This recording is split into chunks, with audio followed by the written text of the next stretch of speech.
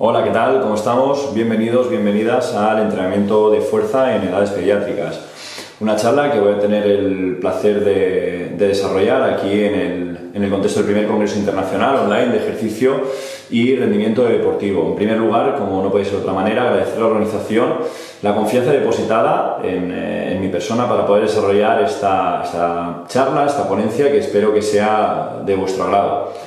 Para comenzar diré que vamos a intentar seguir el orden que van a ver en las diapositivas para que luego a la hora de visualizarlo sea mucho más fácil. Yo me presento, mi nombre es Iván Chulbi, soy doctor en Ciencias de la Actividad Física y el Deporte y en los últimos años he especializado mi trayectoria tanto docente como investigadora hacia el entrenamiento físico, tanto de fuerza como aeróbico en poblaciones especiales y en particular durante la etapa pediátrica. ¿Por qué ha sido esto? Y me sirve para introducir la presente conferencia. Pues básicamente porque los datos, sobre todo los de tendencia secular, como veremos a continuación, han demostrado que existe un claro descenso sobre los niveles de fuerza de los niños en la actualidad con respecto a los niños de hace 10, 20, 30 años antes. Esto viene dado posiblemente, múltiples explicaciones evidentemente, pero viene dado principalmente por varios motivos, ¿no? Se atribuye a la falta de actividad física espontánea. Estamos viviendo un momento donde el ocio y todo el contexto asociado a estar delante de una pantalla, tanto con el móvil, con la tablet, pues hace que los niños y las niñas sean menos propensos y propensas a desarrollar tipos de actividad física espontánea.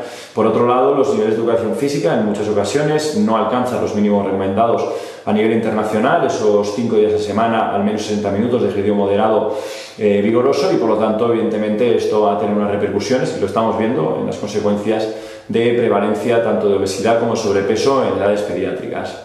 Esta situación, que he tenido el placer de poder comentar y debatir con una referencia mundial como es el profesor Avery Feigenbaum, llevó a desarrollarle un concepto que hacía un par de años estaba atribuido principalmente a etapas senior, a etapas de la vida en la cual estamos con unas carencias tanto de fuerza como de masa muscular. Se atribuye a la sarcopenia porque reducíamos nuestra masa muscular, y la dinapenia como pérdida de fuerza y potencia muscular. Y el profesor Feigenbaum trasladó este concepto a las etapas pediátricas cuando podíamos observar que los niños y las niñas tenían una falta de fuerza con respecto a sus pares en generaciones anteriores.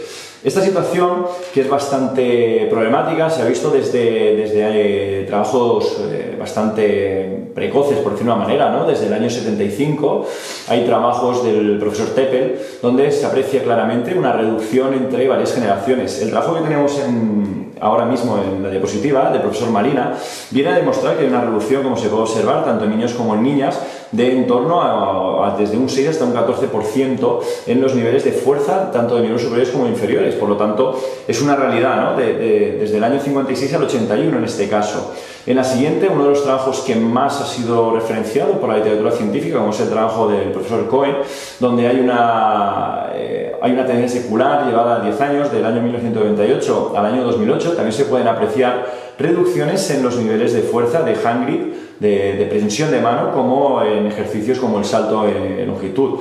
Por lo tanto, en conjunto se puede observar cómo esa tendencia es una realidad, y en particular en el contexto en el que yo me muevo, en el contexto español, tenemos los datos publicados por el profesor Moliner Urdiales, como tenemos en la presentación, en la diapositiva, y apreciamos cómo la diferencia desde el año 2001-2002 al año 2006-2007, de nuevo, tanto en niños como en niñas, se pueden apreciar reducciones más que notables en los niveles de fuerza, tanto de salto como de fuerza de prensión.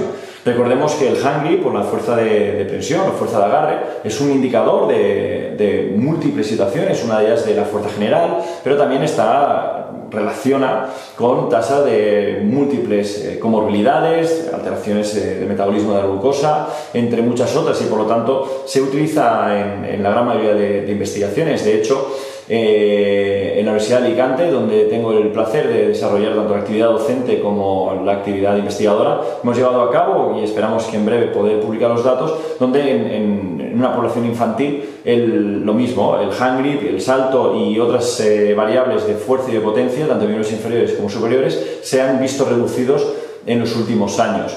Esto es una situación, es una realidad que nos estamos encontrando en prácticamente cualquier contexto. Esto es lo que nosotros llamamos la reducción del fenotipo muscular, es decir, nosotros tenemos una predisposición, un genotipo que va a estar marcado evidentemente por el perfil o por el genoma que podamos heredar, pero que desde luego en función del ambiente, en función de los estímulos que desarrollemos en los momentos determinados, pues van a hacer que se potencie más hacia un fenotipo más, vamos a decir, más saludable, o hacia un fenotipo que va contra el movimiento, ¿no? Entonces estaremos hablando más de esa predisposición al sedentarismo. De nuevo, y haciendo alusión a los múltiples trabajos que tiene publicado el profesor Avery Feigenbaum, recientemente publica un artículo que es de obligada mención, como es la triada de la inactividad pediátrica, ¿no? En ella, de una manera bastante ilustrativa, pone de manifiesto cómo existe una combinación de tres patas que van a ser fundamentales en la aparición de este, podemos llamarle, síndrome de inactividad pediátrica, en el cual tenemos el desorden de déficit de ejercicio, es decir, no alcanzar esos 60 minutos de actividad física moderada, vigorosa al día. Recordemos que esa es la recomendación internacional que durante muchos años se está intentando implantar como política la actividad física pediátrica.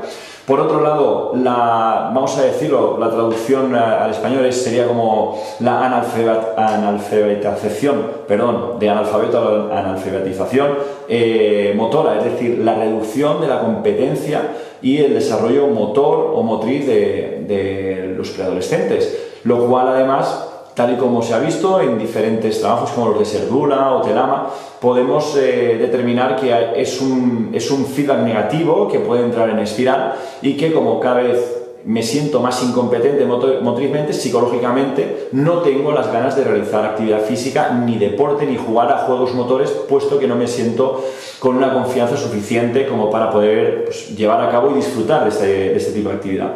Y en la última pata, que no por ello menos importante, encontramos la dinapenia pediátrica, que ya hemos definido como esa situación en la cual hay una carencia de fuerza y potencia muscular durante las etapas pediátricas. Y en conjunto estaremos hablando de una aglomeración de circunstancias que pueden desencadenar en situaciones que van a afectar en la situación de una etapa pediátrica como en etapas venideras, porque recordemos que durante esta fase también se adquieren los hábitos o los estilos de vida que van a prolongarse a lo largo del ciclo vital de la persona. Por lo tanto, es fundamental que se adquieran hábitos muy positivos.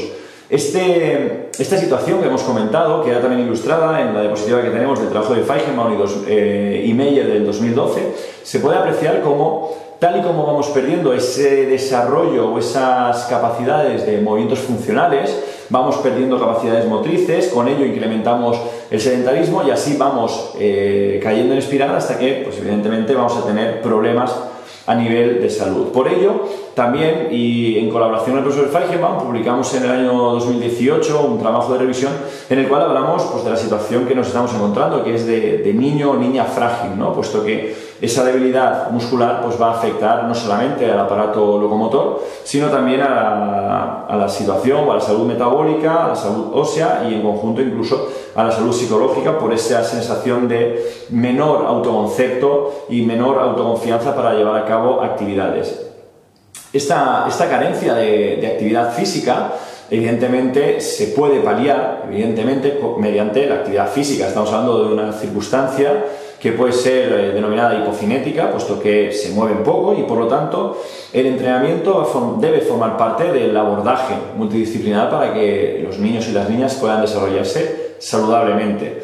En este sentido, nosotros en el citado artículo del año 2018, tal y como aparece en la diapositiva, podemos observar que esa dinapenia pediátrica va a estar en el centro, forma, digamos, la parte más importante en esa espiral que hemos comentado, en el cual incrementa el riesgo de sedentarismo y con ello, pues, todas las situaciones patológicas derivadas, ¿no?, de esta circunstancia, que al final van a acabar en enfermedad, bien sea durante la etapa pediátrica, bien sea durante la etapa de adulto, ¿no?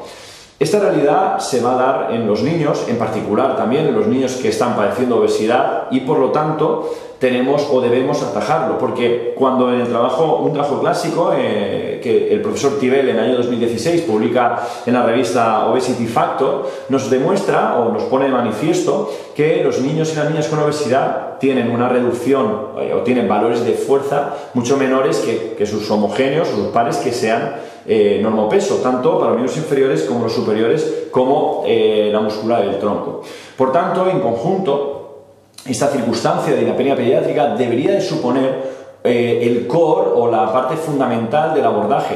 Quizá, y ya llevamos tiempo anunciando o desarrollando en múltiples ponencias, en trabajos que llevamos contribuciones científicas, estamos proponiendo la idea de modificar incluso la pirámide del ejercicio, porque, como bien sabemos, durante la pirámide del ejercicio en edad pediátrica, la base debe de corresponder a la parte aeróbica y es la parte que en mayor desarrollo. Sin embargo, tal y como estamos viendo, posiblemente si desarrollásemos un programa neuromuscular integrado que incluyese ya no solamente el desarrollo puro de la fuerza como capacidad condicional o de la potencia o de cualquiera de las manifestaciones que podamos tener de la fuerza muscular, estaríamos incrementando esa capacidad de movimiento, que además lo combinaríamos con actividades que intentemos desarrollar a nivel cognitivo. Podemos combinar o que mediante el descubrimiento de los propios niños y de las niñas sean capaces de ajustarse y por tanto adquirir múltiples patrones motores. Esto en conjunto lo que va a conseguir, lo que va a permitir es que todas esas circunstancias se vayan reduciendo, ¿no? Por ejemplo, en la diapositiva que tenemos hablamos siempre del ejercicio físico como píldora y en particular aquí hablamos de entrenamiento de fuerza como píldora. ¿Por qué? Porque múltiples investigaciones ya han puesto de manifiesto que en edades pediatras reduce la tasa de lesiones deportivas, mejora el rendimiento deportivo, mejora las habilidades motrices, evidentemente mejora la fuerza y la potencia, reduce o mejora la composición corporal, mejora la salud metabólica, la calidad de vida y sobre todo el desarrollo a largo plazo. Claro, ¿cuál ha sido la circunstancia que ha venido acompañada del entrenamiento de fuerza pediátrico? Pues durante muchos años, y debido quizá a datos anecdóticos y a aspectos que han distado mucho de ser evidencia científica, pues nos hemos encontrado que muchas veces los niños y las niñas en una etapa ideal para iniciarse en este tipo de programas, pues no se han iniciado quizá por miedo, quizá por barreras, ¿no? Lo que es muy importante a partir de este momento es diferenciar muy bien que cuando estamos hablando de entrenamiento neuromuscular integrado, entrenamiento de fuerza, entrenamiento contra resistencias, estamos hablando o estamos haciendo alusión a tareas en las cuales vamos a estimular el sistema musculoesquelético de manera un poco más notable que pudiera ser con cualquier otro tipo de actividad. Pero lo que sí que es evidentemente fundamental destacar y subrayar es que no es powerlifting, es que no es halterofilia, es que no es culturismo, es que no es competición del hombre más fuerte, es que no es este tipo de actividades que posiblemente sean las que en un momento determinado, durante la fase madurativa preadolescente, podamos generar un tipo de desarrollo alterado, lesiones musculoesqueléticas, sobre todo en las famosas placas de crecimiento, porque requieren de una adaptación. Por eso es tan importante que cuando hablamos de entrenamiento de fuerza pediátrico, debe de ir asociado a un especialista que esté debidamente formado en acondicionamiento, entrenamiento de fuerza, acondicionamiento en edades pediátricas, por las circunstancias y las particularidades que tiene esta etapa en lo que a desarrollo, maduración y crecimiento nos estamos refiriendo. Dicho esto, fíjense como en la diapositiva que tenemos, que la tomamos de las infografías de Lemur, que son espectacularmente muy ilustrativas. Aquí vemos un trabajo donde colabora de nuevo el profesor Feigenbaum junto con varios especialistas como Meyer y Joy, y podemos observar cómo hay un desarrollo muy interesante, mucho mayor, mucho más marcado en aquellos niños que inician entrenamiento de fuerza durante la preadolescencia. Si se compara esa línea azul, que son los niños que durante la preadolescencia han empezado con los programas de acondicionamiento físico, los comparamos con los que han iniciado durante la adolescencia, esa diferencia es muy notable, pero muchísimo más cuando lo comparamos con los niños y las niñas que exclusivamente han practicado deporte institucionalizado, fútbol americano, béisbol, baloncesto, natación, cualquier tipo de deporte. Y evidentemente ya la comparación con un niño o una niña que no ha desarrollado ningún tipo de actividad física, evidentemente la diferencia es abismal, ¿no? En resumen y en conjunto, estos valores deben de ser trasladados a toda la población pediátrica y deben de ser informados de que esta mejora ya no solamente va a estar durante su etapa pediátrica, sino que se va a alargar a su etapa adulta, incluso a su etapa senior. Por lo tanto, es fundamental. Sin embargo, como bien ponen de manifiesto en el artículo un incunable prácticamente el entrenamiento pediátrico, dirigido por el profesor Feigenbaum y el profesor William Kramer, el posicionamiento de la NSCA nos habla de que existen una serie de beneficios, pero también hay otra publicación que nos habla de una serie de barreras. Claro, cuando hablamos de beneficios ya lo hemos hablado, van a haber beneficios fisiológicos, los hemos comentado, van a haber psicosociales, ¿por qué? Porque incrementa la autoestima, lo hemos comentado, el bienestar, la calidad de vida, la salud, lo tenemos claro, mejora la densidad mineral ósea, mejora el perfil cardiovascular, el perfil metabólico y atléticos también, reducción de lesiones, lo hemos comentado. Pero ¿qué sucede con las barreras? Existen múltiples barreras que pueden de un momento determinado afectar a la integridad o a incluirse en el programa de entrenamiento. Entre ellos está la inactividad física, es decir, ese hábito de estar delante de una pantalla, jugando con el móvil y pues todo este tipo de ocio vamos a llamarle sedentario. También está la obesidad, es una barrera importante evidentemente. La obesidad impide que el niño o la niña se pueda incorporar a hacer este tipo de actividades. También tenemos barreras como la distancia a instalaciones que puedan ser específicas, la falta de profesionales debidamente formados que en un principio pues, van a generar unas limitaciones más que notables, ¿no? Y el miedo siempre a que en esta etapa de la vida, con la sensibilidad que tiene todos los sistemas, porque están en fase madurativa, pues hace que no se ingresen a niños y a niñas en este tipo de programas que son tan excelentes para ellos. En conjunto, lo que venimos a defender es que ese ingreso en los programas de entrenamiento de fuerza van a mejorar la salud a largo plazo, a corto plazo de los niños, sobre todo porque van a mejorar, por ejemplo, un concepto que es fundamental, que se da mucho en personas de tercera edad, que es el de reserva funcional. Un ejemplo muy claro y muy ilustrativo que nos permite entender este aspecto es la densidad mineral ósea. Este concepto viene a decirnos que cuanto mayor sea mi ahorro de densidad mineral ósea o mayor sea el pico de densidad mineral ósea que yo obtengo durante la fase sensible, es decir, durante la adolescencia, mi hueso será más saludable durante más tiempo, por muchos años que viva, porque tengo un ahorro muy importante. Ese es el concepto de reserva funcional y es fundamental que lo tengamos presente. Dicho esto, vamos a intentar entender cómo podemos desarrollar un programa de entrenamiento pediátrico, ¿vale? Entrenamiento de fuerza pediátrico. Lo primero, como hemos dicho, es la importancia de la figura de esa persona que se especializa en la situación pediátrica. Durante esta etapa hay una serie de circunstancias que son fundamentales. En la diapositiva hemos recogido algunas, tanto en materia o en variable de crecimiento, como maduración, como desarrollo, que las tres van a interaccionar junto con el entorno del niño o la niña y van a generar el autoconcepto, la autoestima y la competencia percibida a nivel motriz. Esto es fundamental. ¿Por qué? Porque nuestro papel tiene que ser de favorecer que se adquieran múltiples patrones motores, los de empuje, los de tracción, los de las tareas manipulativas, las no manipulativas, las de locomoción, que permita a ese niño, a esa niña, tener una alfabetización muy alta, que nos vaya a permitir que si luego alcanza o desea llegar al alto rendimiento, tiene una base, tiene unos fundamentos que son espectaculares. De hecho, en la terminología anglosajona se utiliza el ABC, ¿no? Es decir, el ABCs, perdón, agilidad es uno de los aspectos más importantes, luego tenemos el equilibrio, luego tenemos la coordinación y luego tenemos la velocidad. Todo ello, ese desarrollo en conjunto, es lo que nosotros como especialistas debemos intentar desarrollar, porque tal y como aparece en la diapositiva, conocemos que el estado madurativo del sistema neuromuscular, o hablemos de la fuerza, durante esta etapa va a estar mediada, como bien sabemos, por variaciones o modificaciones o adaptaciones a nivel neural. Es decir, el niño o la niña, hasta que no tiene un pico o el primer pico de altura, en el cual hay un pico hormonal que va a ayudar pues eso, a desarrollar masa muscular, a poder ganar fuerza, hasta ese momento las ganancias de coordinación inter e intramuscular, la integración de patrones motores. Por eso es tan importante intentar integrar esto cuanto antes, porque nosotros conocemos que la etapa de los 6 a los 7 años es fundamental para esto. De hecho, el ejemplo lo tenemos con los idiomas. Un niño o una niña que se inicia en esta época adquiere el idioma muy bien. Hablemos que moverse es un idioma. Por eso el profesor Feigenbaum utiliza, y con mucho acierto, el concepto de alfabetización. Si somos capaces de alfabetizar en esta etapa, no se le olvidará nunca a esta persona y por lo tanto alcanzará la etapa adulta con grandes posibilidades de desarrollar cualquier tipo de actividad motora.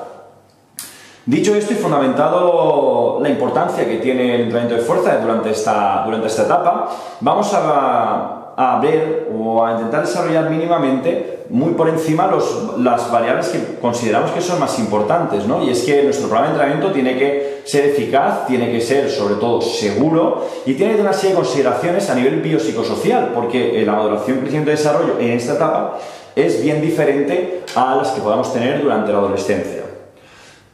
Una manera de recordar todo esto es utilizando el acrónimo de PROCES que el profesor Feigenbaum puso en manifiesto en el año 2016 y que vienen a resumir los principios principales, valga la redundancia, del desarrollo o el diseño de un programa de entrenamiento. El primero la P corresponde a progresión. Como en cualquier etapa de la vida, el programa de entrenamiento de fuerza pediátrico tiene que tener una progresión. Tenemos que ir desde menos, evidentemente, a más. Y ahora veremos las cargas más o menos que podemos asumir. De hecho, en los últimos trabajos, por ejemplo, del profesor Granacher con David B., hay metaanálisis donde nos hablan de cargas muy altas para niños que quieran mejorar la fuerza o que estén incluidos en programas o en actividades atlético-deportivas de rendimiento. Por lo tanto, esa es la primera idea, la progresión. En segundo lugar, la regularidad. Evidentemente, no vale que el niño o la niña haga un poco de ejercicio y luego esté 2 o 3 días sin moverse. Por lo tanto, la sistematización del ejercicio es fundamental. El entrenamiento debe suponer una sobrecarga, sería el tercer principio, como en cualquier etapa de la vida. Tiene que ser un poco superior en cualquiera de las variables que podemos manipular para optimizar el entrenamiento, bien sea el volumen, bien sea la intensidad, bien sea la densidad, bien sea la dificultad o el patrón motor que estamos exigiendo, bien sea la coordinación, bien sea el equilibrio, ¿vale? O bien sea incluso el estímulo, vamos a llamarle bitarea, ¿no? Es decir, estoy haciendo, por ejemplo, un ejercicio de equilibrio monopodal mientras te estoy lanzando un balón medicinal y a la vez te estoy realizando cálculos fáciles. Operaciones matemáticas 2×3, 3×4 o que me recuerdes 2 cuadros de Van Gogh, que además va a ayudar al desarrollo psicológico en esta etapa. Las últimas 4 son fundamentales, todas son fundamentales, pero estas 4 yo creo que tienen una importancia capital. En primer lugar, que sería el cuarto, sería la creatividad. El especialista tiene que ser creativo, no tenemos que caer en la monotonía durante esta etapa. El niño, como bien dice, todos los que hemos estudiado algo de historia del deporte, hay un libro que se llama Homo Ludens, del profesor Huizinga, en el cual habla de que el hombre ha nacido y muere jugando. Por lo tanto, tenemos que intentar que nuestro entrenamiento sea creativo y se pueda disfrutar, que sería el siguiente de los principios que el profesor Feigenbaum destaca. En penúltimo lugar, hablamos de la socialización. No estamos en un momento de la vida de un niño o una niña como para aislarlo del resto de la sociedad, más bien lo contrario, tenemos que integrarlo y por tanto el principio de socialización es fundamental y nosotros tenemos que ser mediadores o catalizadores para obtener esta socialización. Y finalmente, el principio de supervisión, que a lo largo de lo que llevamos de charla ya he puesto especial hincapié en este aspecto, porque evidentemente si no conocemos las características particulares no vamos a poder ajustar nuestro programa de entrenamiento a los niños, ¿no? O a las niñas.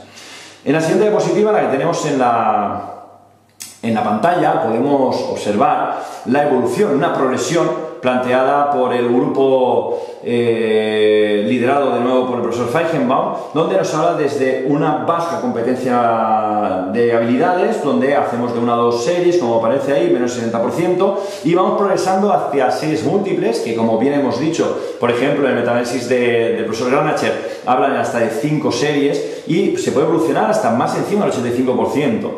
siempre y cuando esa progresión esté mediada por progresiones cortitas. Vamos a hablar de entre un 2,5 y un 5% de progresión en las cargas de intensidad, nos estamos refiriendo en esta ocasión, y poco a poco podemos llegar a esto, claro que sí, siempre y cuando la técnica no se vaya perjudicada. Nosotros ya estamos utilizando en varios equipos que estamos asesorando como entrenadores de fuerza, que se utilice un concepto que sería el de técnica de ejecución, ¿no? Decimos, nosotros pautamos que tenga que hacer 6, 7, 8 repeticiones, no muchas más, sobre todo en etapas iniciales, pero tenemos que ver que si ejecuta mal algún ítem, hacemos un checklist, por ejemplo, de una sentadilla, pues que la rodilla se vaya en valgo, que haya guiño de cadera, que rompa la lordosis, que la cabeza se adelante. Si hay 2 o 3 factores que se ven alterados en 2 o 3 repeticiones seguidas, automáticamente se detiene el ejercicio, porque esta etapa es para aprender a ejecutar bien. No tenemos que tener prisa para ganar fuerza. La base la tenemos que conseguir. Si yo soy capaz de que la persona ejecute bien una sentadilla en esta etapa, luego ya le podré poner el peso que sea necesario para cuando sean adultos, ¿no? Dentro de la selección de ejercicios, ya no solamente la carga a nivel de cuánto peso, cuántas repeticiones, cuántas series, qué tiempo de descanso, sino que las habilidades motrices tienen que ser adecuadas, y las fundamentales, lo hemos comentado, las de locomoción, las de no locomoción, las de manipulación, son fundamentales. Pero dentro de estas, el trabajo de Moody, que tenemos en un libro que se recomienda encarecidamente, como es el que tenemos ahí en la referencia, Strength and Conditioning for Young Athletes, Science and Application, hablan de empujes bilaterales de miembros inferiores, empujes bilaterales, tracciones, anti-rotation, tanto de core con bracing, saltos, rebotes, agarres, aceleraciones, desaceleraciones, cambios de dirección, y son fundamentales. Por eso nosotros planteamos esta propuesta que tenemos en la slide, en la diapositiva, donde partimos de un inicio, intentamos que los niños adquieran estas habilidades fundamentales a nivel motriz, pasamos a equilibrio, después hablamos de unilateralidad, vamos desarrollando tanto el lado dominante como evidentemente el lado no dominante, empezamos a incorporar ejecuciones rápidas, explosivas, como puede ser la incorporación de lanzamientos de balones medicinales, utilización de ropes, que son fundamentales para que ejecuten de manera explosiva esos movimientos. Pasamos a saltos, y si ha adquirido la técnica en el resto de las fases, con barras solas sin peso, con ejecución con su propio peso corporal, ya podemos empezar con ejercicios estructurales de fuerza. Y a partir de ahí ya pasaríamos la progresión de cargas. Con todo ello, vamos a obtener una fundamentación de esa alfabetización que hemos comentado, y una base para que los ligamentos, cartílago de crecimiento, sea capaz de soportar, sea capaz de madurar adecuadamente, y tenga esa base para que cuando ya se haya cerrado esa placa de crecimiento, a nivel madurativo, muscularmente estemos bien, hormonalmente, podamos utilizar unas cargas acordes con lo que se espera. Por eso tenemos que pensar a largo plazo, y a largo plazo tenemos un trabajo que también es de obligada mención, que es dirigido por el profesor Joy, de Long Term Athletic Development, donde tenemos una de las propuestas que adaptamos en su momento con el profesor Feigenbaum, donde podemos ver que empezaríamos a hacer entrenamiento desde los 5 años, y a partir de ahí ya nos vamos hasta los 18, y podemos ver cómo en función de la etapa en la que nos encontramos, donde podamos tener mayor susceptibilidad o mayor sensibilidad a ganar, por ejemplo, los patrones motores, o la fuerza o la velocidad, vamos dándole más importancia a uno que a otro. Recordemos que uno de los aspectos que en ocasiones suelen apartar a la población preadolescente de este tipo de intervenciones, sobre todo cuando empezamos a progresar, es el miedo a las lesiones. Y en este caso, Feigenbaum y Meyer publican en el año 2014 en el British Journal of Sports Medicine una comparativa entre las lesiones en adultos de 23 años y los niños entre 8 y 13 años. Y como se puede observar, el 72% de las lesiones que acontecen en niños son accidentales. Es decir, no hay una persona que supervise adecuadamente para que no se caigan los discos, para que no haya ningún tipo de accidente durante la ejecución. Por eso es fundamental que seamos capaces de diseñar, como hemos visto, un programa de entrenamiento de fuerza adecuado, pero que también tenemos que ser capaces de supervisar y de generar esa tranquilidad y ese entorno seguro para que los niños puedan disfrutar de los beneficios con el mínimo riesgo.